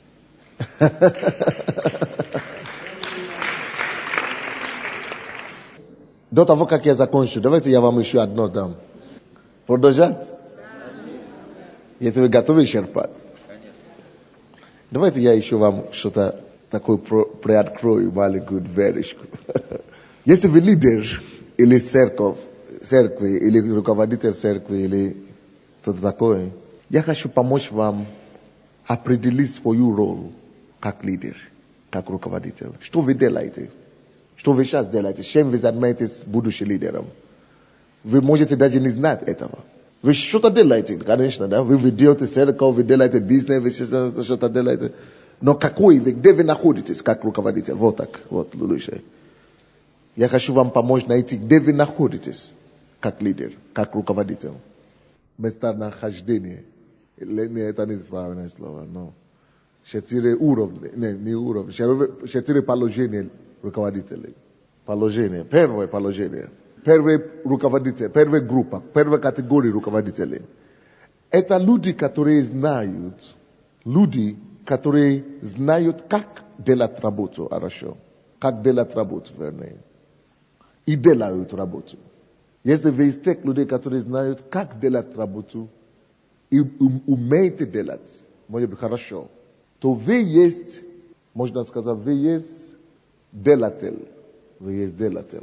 Вы руководитель, вы можете быть руководитель, но руководитель делатель. Вот так. Вторая группа людей. Это люди, которые знают, как показать другим, как делать работу. Вы знаете, как показать. Вы умеете показать другим. Умеете рассказывать другим. Умеете, как рассказывать другим. Вы можете очень хорошо рассказать другим, как делать работу. И они делают. То есть это ваш дар, это ваше место, это ваша способность. Ну, то, чему вы очень способны. Чтобы передать, рассказать другим. Вы знаете, как это называется? Вы руководитель или нет? Но это называется учитель. Так что, если вы руководитель-учитель. Учитель-руководитель. Или руководитель-учитель, скобка. А теперь вы руководитель, но вы учитель. Следующее. Вы определяйте честно, будьте честными самим собой, где вы находитесь, как пастор, как служитель. Третий уровень, третья группа людей, это люди, которые знают, как руководить другими, как указывать другим, как замечать детали. Вы можете видеть, что другие неправильно делают. Вы можете это замечать хорошо. Вы можете видеть, что люди не доделывают. И вы можете подсказать людей и помогать людям исполнить работу. Не просто рассказать им, как делать работу, как учитель, а вы помогаете им исполнять. Вы можете им подсказать, помочь исполнить. Это не значит, что вы сами делаете это своими руками, но вы помогаете, не только рассказываете. Вторая категория – это люди, которые рассказывают. Это учители. Первое – это те, которые сами делают. Второе – это те, которые рассказывают. А тут вы умеете поощрять, воодушевлять, показать людей, помогать людям выполнять эти работы. Вы можете это делать. Вы менеджер. Этот человек называется менеджером. Если вы руководитель-менеджер. То есть вы в деталях можете разбираться в деталях. Вы можете замечать смелости и работать над ними, там, терпением говорить, вот это делать. Именно с терпением вы можете проводить время, детально рассказывать, помогать. Вы менеджер. Четвертая категория людей, места, где вы находитесь, где люди находятся. Я хочу помочь вам, чтобы вы определите для себя, где вы находитесь как руководитель. Четвертая категория людей, это люди, которые знают, как делать все вышеуказанные, могут делать все вышеуказанное, но может быть не так хорошо, как каждая группа. Вы понимаете, да? Но их преимущество это в том, что они знают, как воодушевлять, как повлиять, как поднимать других, чтобы они не просто делали работу и выполнили задание, но они влияют на них, чтобы они выполнили задание еще лучше, чтобы они шли еще дальше, чтобы они не только что-то делали, но чтобы они еще больше, лучше, более качественное, больше делать. Вот этих мы называем лидеры или руководители. По-настоящему. Но поймите то, что я говорю, что все мы можем быть руководителями. Так? И лидерами. Но мы находимся на разном положении, на разном этапе пока. Так? Теперь в каком этапе вы находитесь? Первое, то видите себя как первое. Вы хорошо делаете. Вы можете сами хорошо справляться и делать ваши работы хорошо. Так. Но не стесняйтесь этого. Это значит, вы можете хорошо исполнять это задание. Очень хорошо. Потому что когда вы поручаете другим, не получается. Но если бы вы сами делали, все получается отлично. Вот эти, поднимите ваши руки. Вот. Это значит первая категория. Вторая категория, это люди, которые не могут так хорошо делать. Но они могут все рассказать хорошо, как делать. Так. Но у вас получается. Вы рассказываете кому-то, у него получается, а у вас сами не может не получаться. Но когда вы другим рассказываете, у него все получается. Поднимите руки. Так, это значит, вы находитесь на второй группе пока. Третья группа, это люди, которые могут руководить людей и помогать людям, подсказывать людям, что ты неправильно это делаешь. Вот это не получается тебя делать. Вот иди сюда это делай, иди это делай. Вот я вижу, что это... это менеджеры, которые помогают руководить других, чтобы они правильно делали хорошо. И делали работу. Больше менеджеров много, да? Хорошо. Четвертая группа, это люди, которые уже могут делать все остальные вещи сказанные. Но каждый раз они недовольны другими, своими подчиненными или собой. Они хотят больше, не собой, особенно другим. Они хотят больше, чтобы они видят, что человек еще не доделал. Они видят, что можно еще что-то делать. Они видят, что человек может улучшить и так далее. И они умеют хорошо влиять. Что получается у них. Просто так получается. Чтобы влиять, чтобы эти люди делали еще больше, еще лучше и так далее. Есть ли такие? Вот. А это уже самые высшие уровни руководителей и лидеры. Это большой вызов. Обычно, если вы в такой категории, вы относите себя к четвертой категории, значит, у вас должны быть громадные успехи там, где вы находитесь. Если у вас нет громадных успехов, значит, вы перепутаете что-то.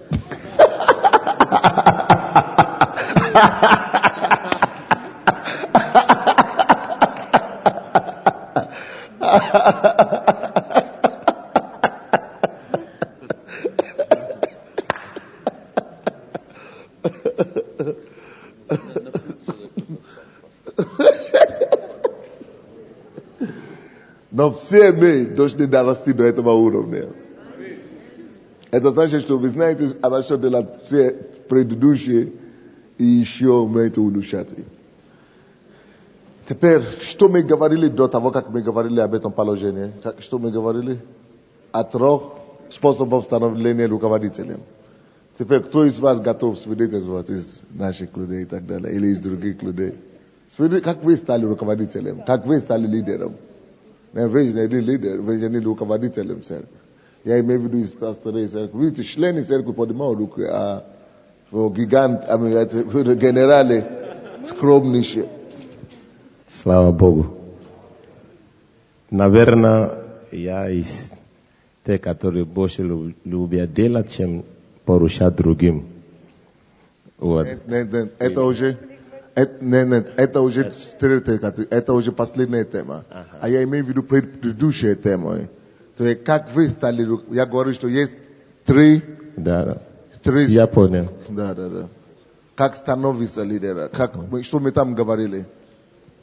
То есть рожденные лидеры, которые потом стали руководителем. И есть люди, которые нормальные люди, но они видели примеров других хороших руководителей, и они тоже стали руководителями. И третье, это те руководители, которые не вообще флегматичные, которые не хотят, не стремились, ничего, но когда они обучали себе состояться. Вот какой это? Я считаю себя как вторая группа. Нормальный. Да.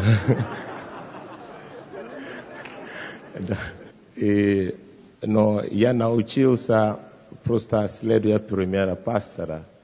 Я вижу, как он делал. Я учился на лидерские и повторял эти вещи. И я стал видеть, что получается.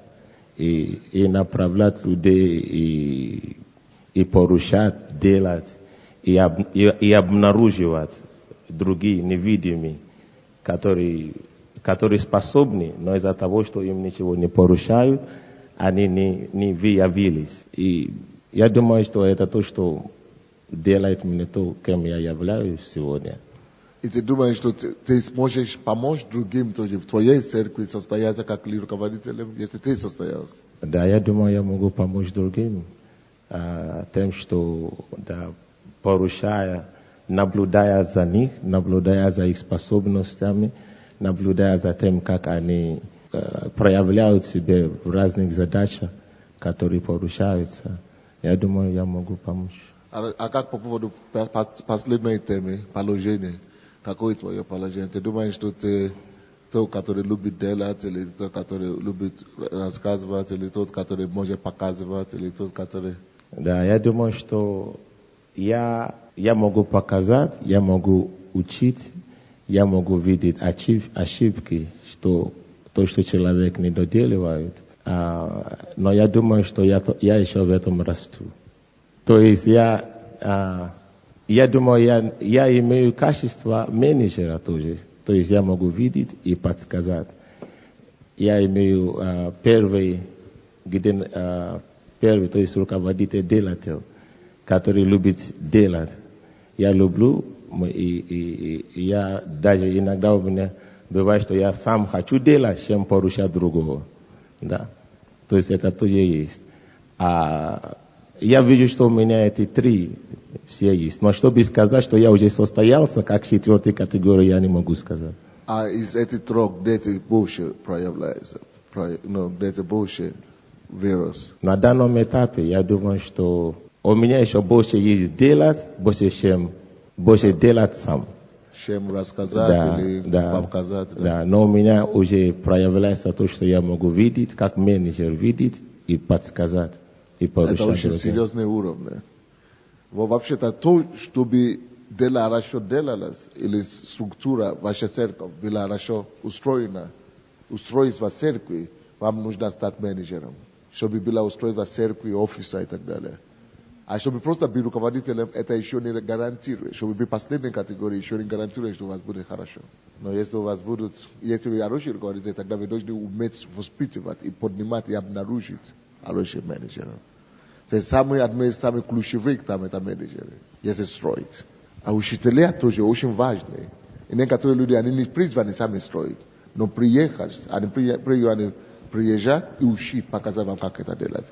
У вас это будет получаться. А есть некоторые, которые просто сами могут делать. Но мы все можем достичь даже самого последнего уровня. Почему я говорю, чтобы вы приходили? Кем вы были? Кем ты был раньше, когда ты пришел? Я хочу, чтобы вы видели разницу людей. Как люди росли. Потому что все наши церкви здесь практически 90%, 99% это люди, которые были никто, когда они пришли сюда. Люди, которые были то есть ни лидер, ни пастор, ни... Что ты скажешь? Как ты состоял? Сейчас сколько у тебя в церкви?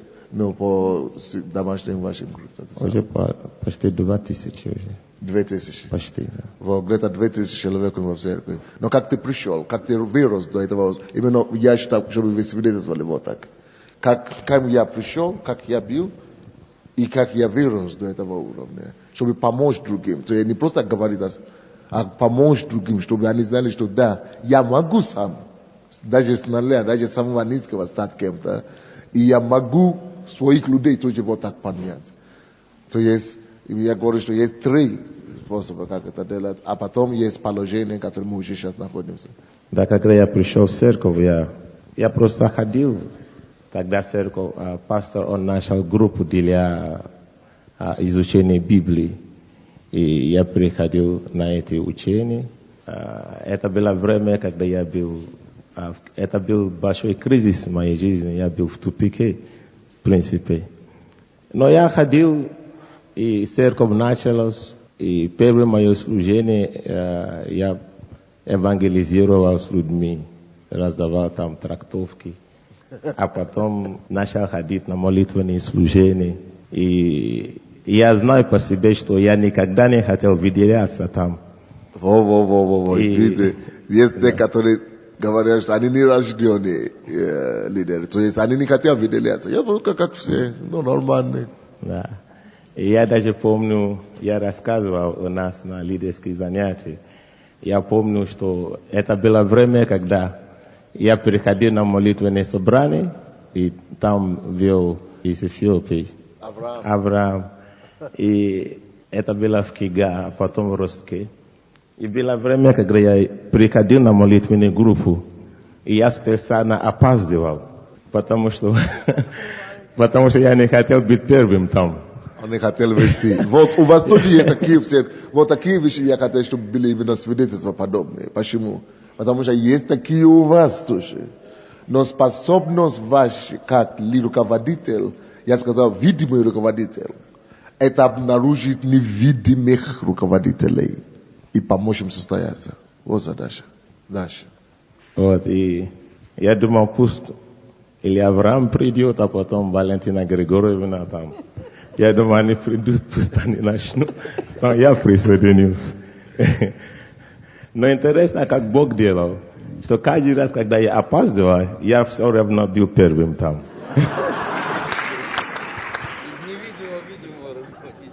Бог сам обнаружил. Вот так мне приходилось вести молитвы, и вот так началось, мало-помалу. А потом я стал лидером домашней группы. Я помню, это пастор Саша, он подошел. И он говорит, Топи, давай начни группу там. Есть один брат Дарни, ты пойдешь туда, и ты будешь вести группу. Вот это так началось. Это он с Сергеем решили. А потом я вел группу. И первый мой выход на сцену – это ночные молитвы. И я уже был в другом районе под деканом сейчас. Почему он выходит допустим, почему он вышел?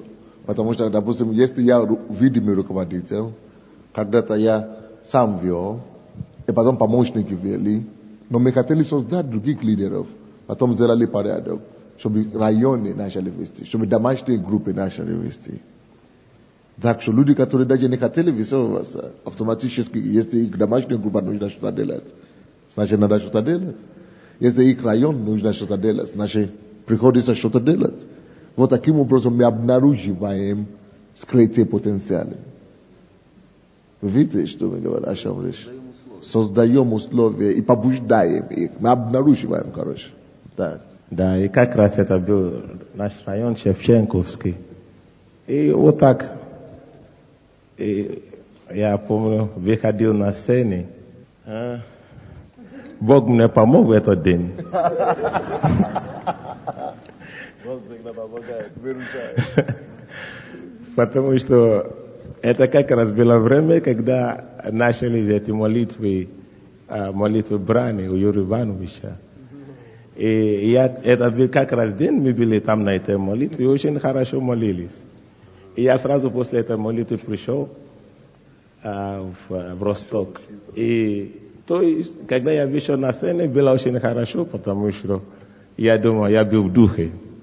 Я не смотрел ни на кого. И после этой молитвы пастор говорил, вот пусть эти люди подойдут ко мне, они будут на духовном совете. Я говорю, я всего лишь лидер домашней группы. Как это я буду там на духовном совете. Но я смирился.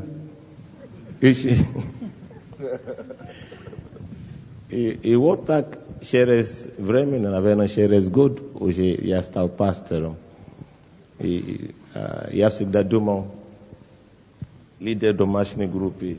Да я был координатором Жовтневого района всего лишь 2 месяца. Я думал, что я сделаю в церкви. Но Бог мне помог, и я стал смотреть на пастора, и я начал сам учить лидерские эти занятия, лидерские курсы. И это мне очень помогло. Потому что один раз проходить это еще ничего.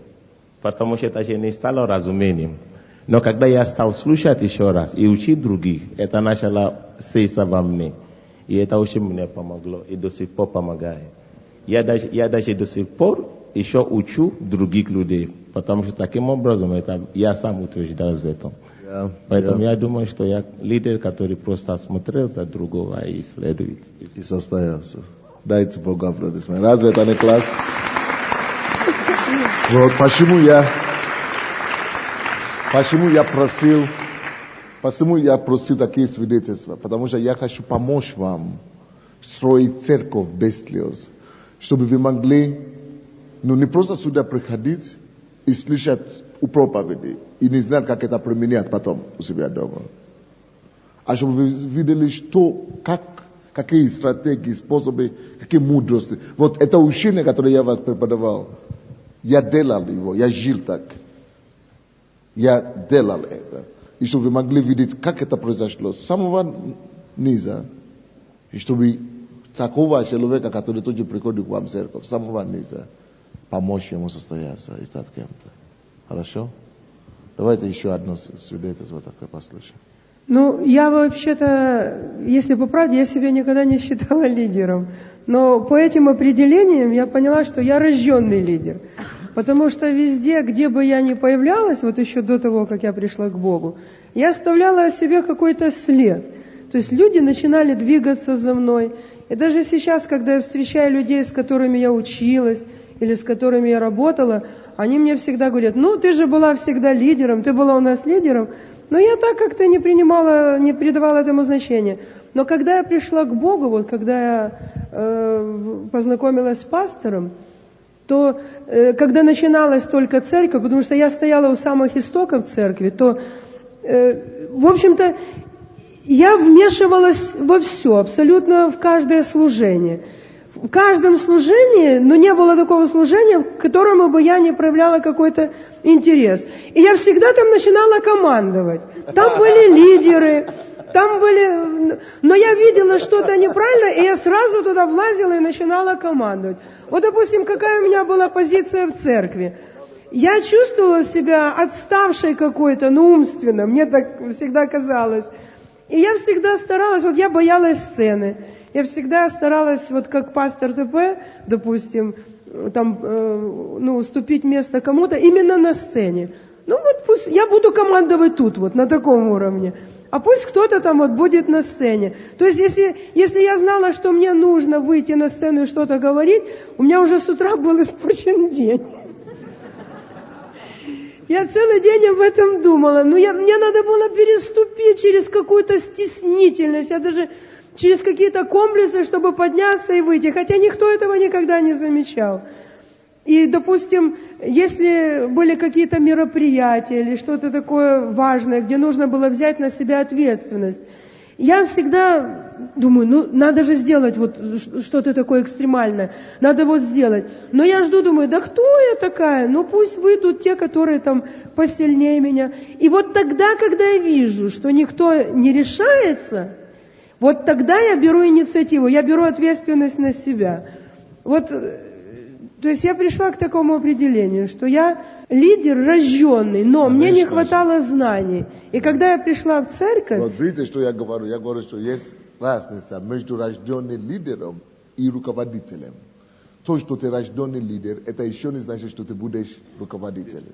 Что такое, какая разница? Потому что рожденный лидер, он имеет всякий задаток внутри. Но чтобы состояться как руководителем, нужно еще учиться, нужно практику приобрести, нужно опыт приобрести, нужно тренировать и дисциплинировать себя. Это процесс большой. Это процесс, это правильно, потому что я во всем старалась подражать пастору. Я ходила, я училась везде. Вот где только не были какие-то занятия, допустим, библейскую школу начальную, АБЦ, я прослушала, минимум 5 раз. Я ходила, и каждый раз я узнавала что-то новое. Думаю, когда я пришла 2 раз и уже услышала что-то новое для себя, значит, я пойду 3 раз, я узнаю еще больше. Я еще хочу перебить. Когда, допустим, Наташа говорила, что она была, рожденные лидеры, они многие такие, как она говорила, что я участвовала во всех служениях, я вмешивалась туда, и везде мне хотелось командовать. То это проблема в церкви и для всех лидеров. И вы знаете, что часто происходит в таком случае? Так вот, в этом случае, в основном, 90% пасторов, которые я знаю, таких людей, они их отстраняют служение, отталкивают их дальше, потому что это всегда проблема. Они всегда считают их проблематичными людей. А то, что Бог мне учил, и то, что я понял, что это мои лучшие люди. Они могут рубить много дров, но поэтому я здесь, чтобы убрать это самое за ними. Поменять памперсы, короче. Они наделают много, я не знаю, много мест, много, напортят много это самое. Но если вы есть там, руководитель, который видите себя, как вы должны быть, никто бы не сказал, что она станет пастором когда-нибудь. Вы бы сказали когда-нибудь? Я бы сам не сказал. Почему? Потому что это было гиперэнергичный и гиперскандальный. Почему? Потому что люди не любят, когда им делают замешание. В какой еще форме? Она резкая. А она переживает за это. А я это вижу. А люди думают, что ты всегда со всеми споришь, ты всегда со всеми переживаешь. Но вы должны видеть, какой мотив какой. И помочь обрисовывать это все. Сглаживать это так хорошо. И учить, обучать, чтобы состоялись. Не просто уже как рожденные лидеры, а подняться выше и за квалифицированными руководителями. Я видела, что там неправильно, и надо сделать лучше. И я всегда пыталась настоять на своем, потому что я понимала, что если я не настаю на своем, то значит это будет хуже, и это принесет вред служению. И вот это вот была моя мотивация. Объяснить я это не могла, потому что иногда просто не было времени на это. И поэтому у меня были конфликты со всеми. По-моему, в церкви нет ни одного человека, с которым бы у меня не было конфликта. Но проходит время, эти заметьте, люди... что это было то время. Да. Но теперь после обучения, наоборот, видите, поэтому вы, как видимые руководства, должны знать, как это воспитать. И я училась, я поняла, что у меня проблемы в характере, потому что к пастору порой очереди выстраивались, жалобы на меня. А я этих людей искренне люблю, и когда он мне говорил, я говорю, как? Неужели она могла к тебе прийти на меня пожаловаться? Боже, а я же в ней души не чаю. Ну, для меня это было так непонятно. Говорю, Боже мой, что же мне делать? Получается, что я люблю этих людей, а они думают, что я к ним плохо отношусь. И я начала тогда все время, приходила постоянно. Я спрашивала у пастора обо всем. Я просто училась у него. Я не знала, зачем мне это надо. Единственная мотивация была это не настраивать людей против себя. Потому что я видела, что я готова отдать жизнь за этих людей. Получается так, что даже когда я к ним просто подхожу и хочу сказать, что я их люблю, они думают, что я их в этот момент ненавижу. Вот. И для меня это было проблемой. И я училась, потому что я пришла, у меня был большой багаж 30-летнего стажа алкоголизма. И я хочу вам сказать, что мои мозги были деградированы. Может быть, это не казалось так для тех людей, с которыми я общалась, встречалась, но я знала, какой я была в молодости и какие перспективы у меня были, потому что я очень много читала, у меня такой был подвижный ум, и после того, как я начала употреблять алкоголь, я знала, что я способный человек, и я, когда мечтала о будущем своем, я видела, что я могу состояться как художник, я была, способна во многих областях. И я деградировала. После 30-летнего стажа алкоголизма, конечно же, я деградировала. И я знала, что я деградировала. И я мучилась из-за этого, я стеснялась, потому что я не получила те знания, которые мне хотелось бы приобретать. Я сожалела о многом в своей жизни. Я поняла, что все, я пустая пришла к Богу. А может, это и к лучшему. И как ты начала пониматься в служении? Вот. И я начала учиться у пастора. Я наблюдала за ним. Я сидела возле него, я звонила ему, я задавала ему вопросы. И я хочу сказать, что пастор тоже уделял много внимания мне, потому что, я сама стремилась к этому. Я жаждала этого. И я говорю: пастор, как это у тебя получается так? Я не понимаю, как? Он мне объясняет. И до сих пор я учусь всему. Потому что Бог дал мудрость нашему пастору. Это великий учитель, но он и великий ученик. Он великий ученик, он учится у других людей, он читает массу литературы, и его смирение перед Богом и перед другими проповедниками, учителями просто поражает меня порой, потому что у нас не хватает терпения. Только благодаря настойчивой учебе. Я прослушиваю кассеты по несколько раз до сих пор. Начиная с самого начала церкви, вы не представляете, что такое было для меня писать, вообще взять ручку. Для меня ручка, если кто-то был из вас зависим от алкоголя, вы понимаете, о чем я говорю. Ручка, любая запись наводила на меня безумный страх. Если я знала, что мне нужно написать какое-то заявление, даже в ЖЭК или куда-то, все, я страдала из-за этого. Даже подпись свою мне было поставить трудно. Это была какая-то зависимость. И когда я пришла первый раз на первое занятие пастора, вот вы представляете себе, первое, о чем я пожалела, что у меня нет ручки.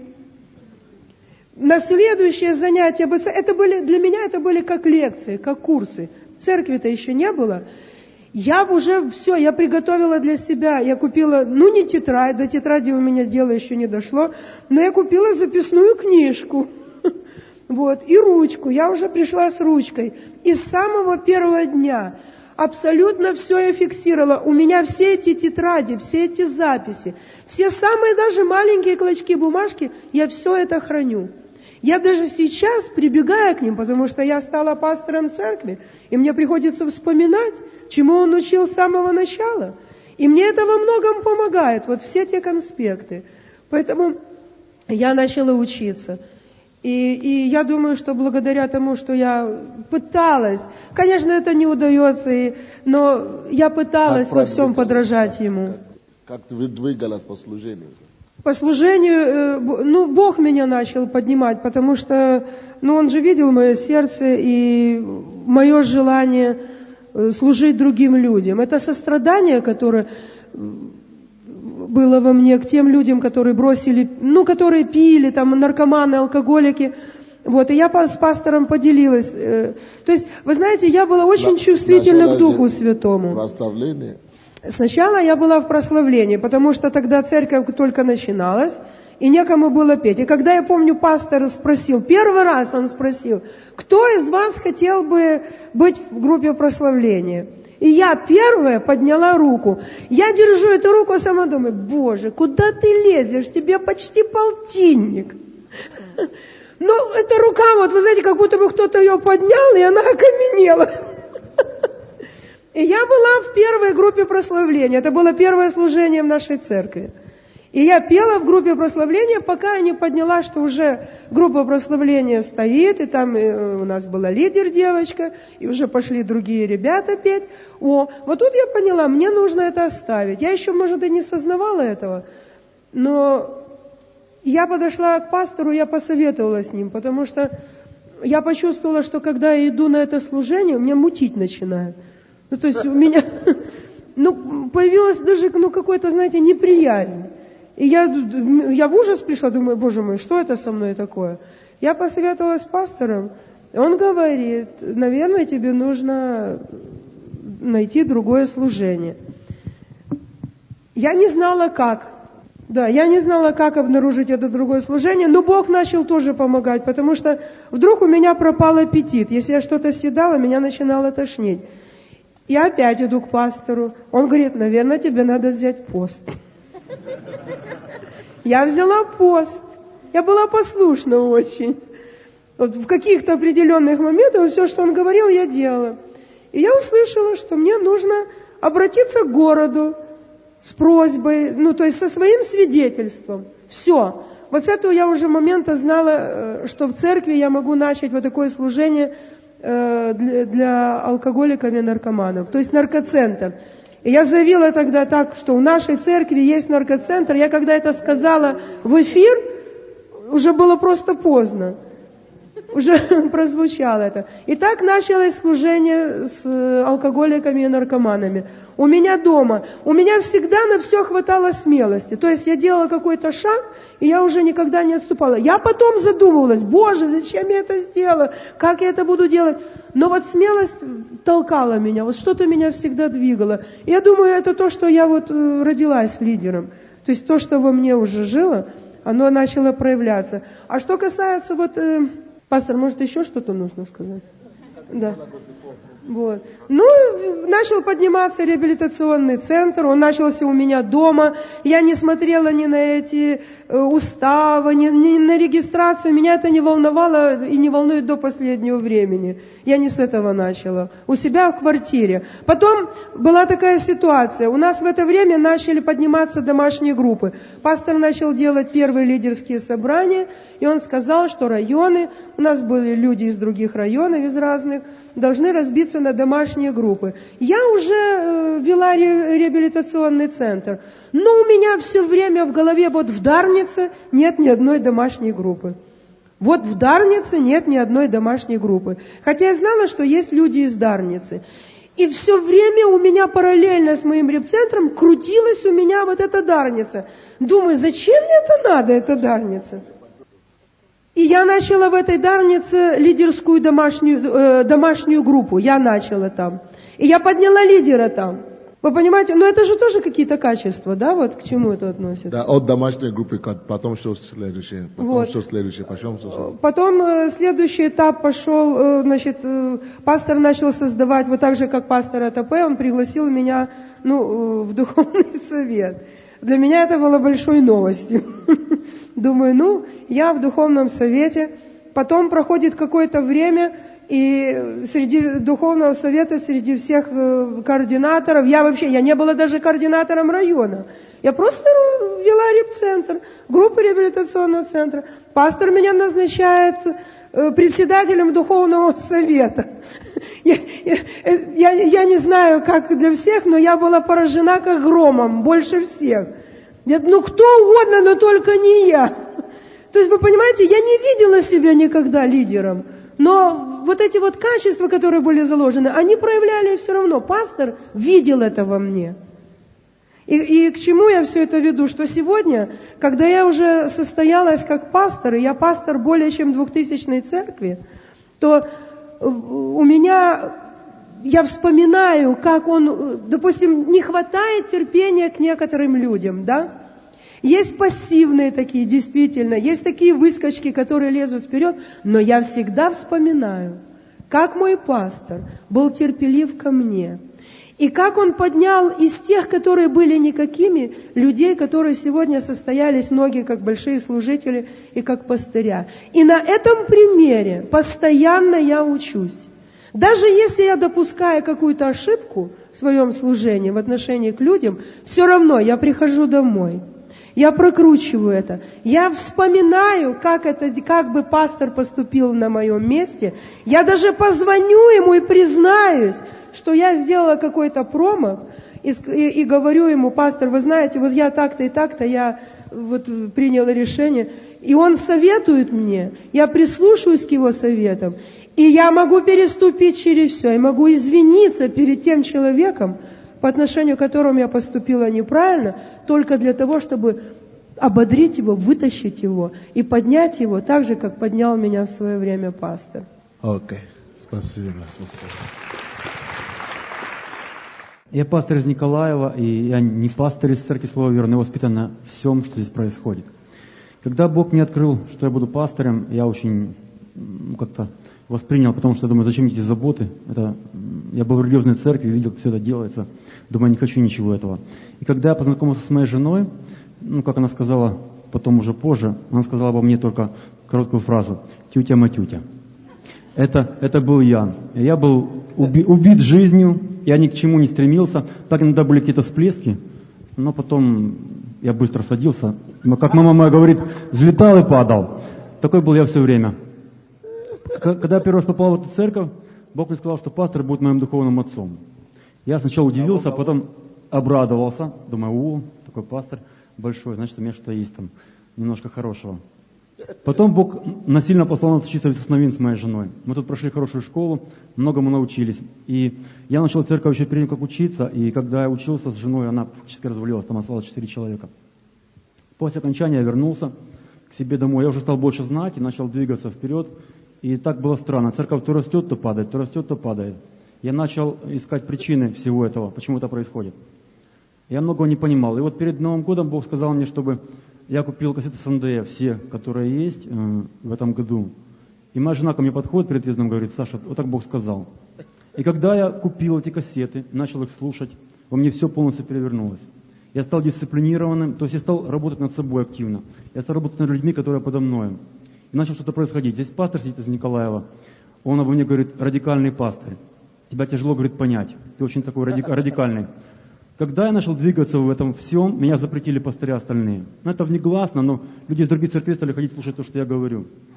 И просто за буквально 4 месяца мне люди поднялись лидерами. 6 человек, которые были как я год назад.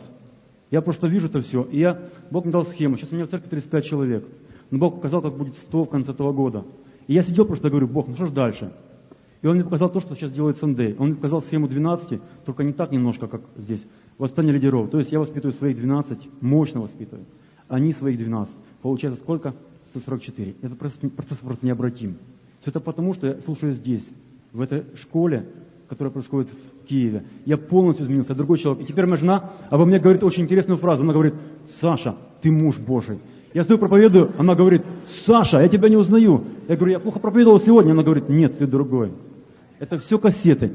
Я каждый день слушаю. И так рамки падают и падают. Я другой, честное слово.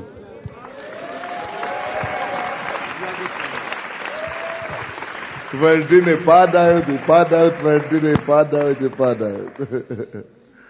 Вот. Это все, чтобы вы знали, что то, что мы учили сегодня, это реально для вашей церкви, для ваших прихожан, для ваших людей. Будьте благословенны.